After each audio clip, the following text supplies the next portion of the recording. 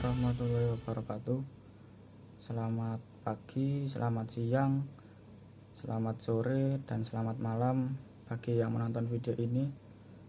Perkenalkan, nama saya Muhammad Arsy Firmansyah, NIM 13121000077 dari kelas kriminologi kelas C.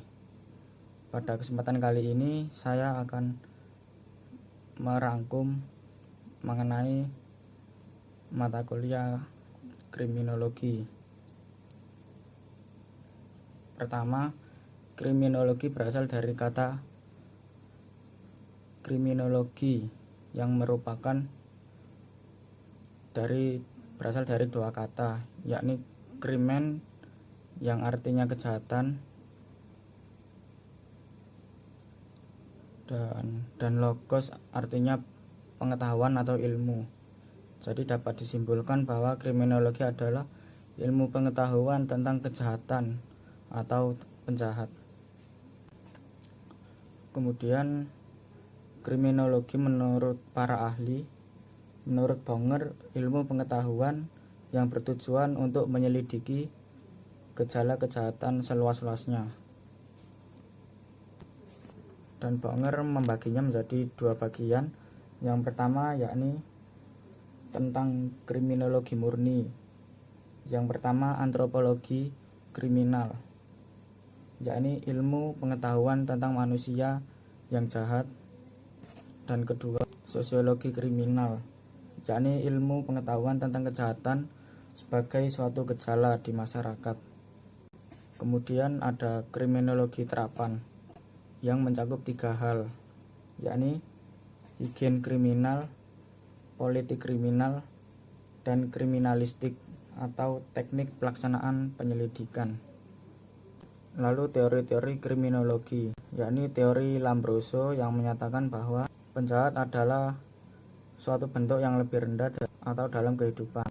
Lalu penjahat adalah orang yang memiliki bakat jahat diperoleh dari kelahiran dan bakat jahat tidak dapat diubah.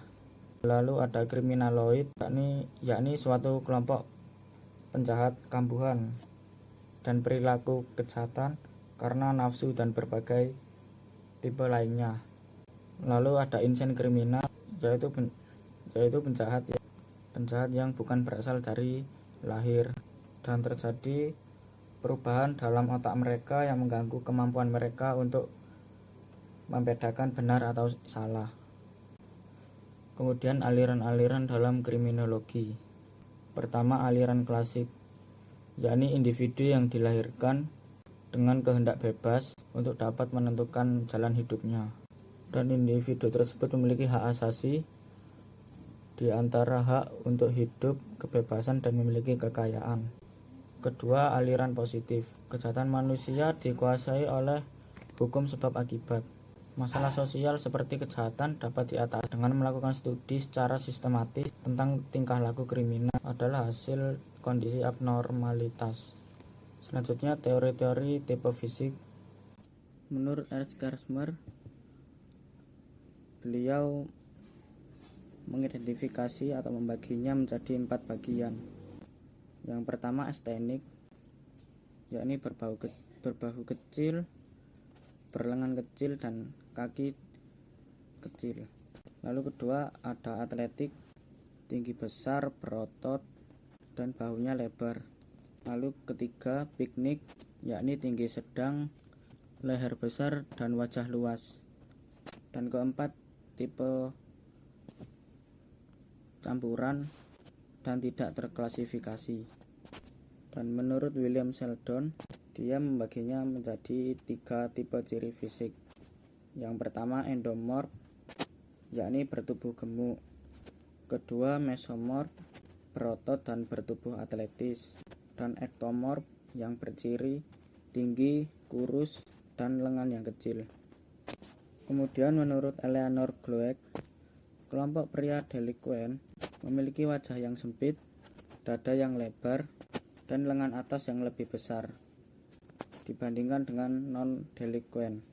Selanjutnya yakni penjahat, yang bermakna sebagai orang yang memiliki bakat jahat, dan bakat jahat tersebut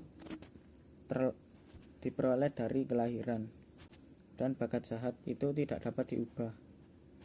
Dan bakat jahat dapat dilihat dari aspek biologisnya, seperti rahang yang besar, tangan panjang, bibir tebal, dan dahi yang sempit. Sekian rangkuman kriminologi saya, kurang lebihnya mohon maaf. Wassalamualaikum warahmatullahi wabarakatuh.